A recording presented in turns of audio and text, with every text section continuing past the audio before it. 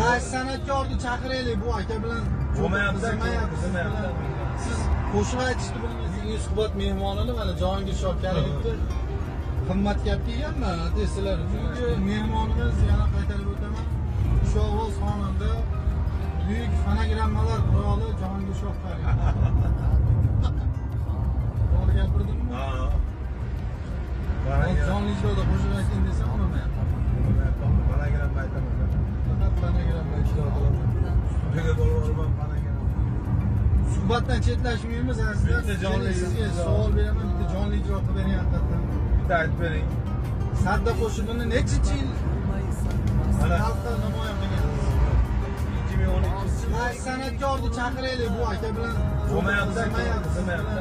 Siz qo'shiq aytishni bilmaysiz, men jonli ijroda qo'shiq aytolmayapti. Jahongir Shokariyev bugungi suhbatga chaqirib o'tgan, bu hayot bilan $100 bergan.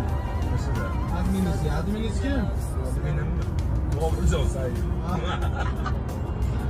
Adminizga $100 berib qo'ymaymiz. Kulyapti ana.